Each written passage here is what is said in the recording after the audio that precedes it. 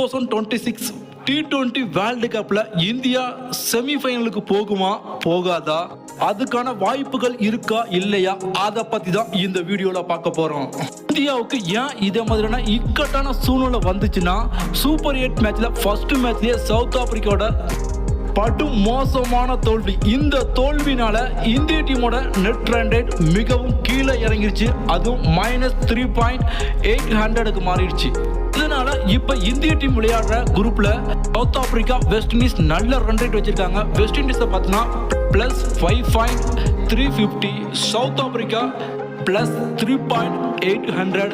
இப்ப இந்த ரெண்டு டீமுமே நல்ல ரன் ரேட் வச்சிருக்காங்க. இதனால இந்திய டீமுக்கு ஒரு மிகப்பெரிய சவால் இருக்கு. என்னன்னா, இதுக்கப்புறம் இந்தியா 2 மேட்ச்ல விளையாட போறாங்க. ஒன்னு ஜிம்பாப்வேயோட, இன்னொன்னு வெஸ்ட் இண்டீஸோட. இந்த 2 மேட்சுமே இந்தியாவுக்கு மிக முக்கியம். ஏன்னா ஜிம்பாப்வே, வெஸ்ட் இண்டீஸ் இந்த 2 டீமோட மோதுற மேட்ச்ல இந்தியா சாதாரணமா ஜெயிச்சா பத்தாது, அதிக நெட் ரன் ரேட் வித்தியாசத்துல ஜெயிக்கணும்.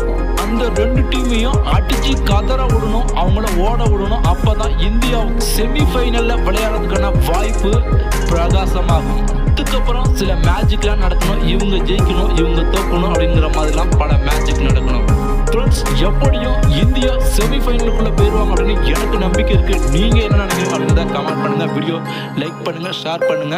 நம்ம வேல்டால் தமிழன் சேனலை சப்ஸ்கிரைப் பண்ணுங்க. நன்றி.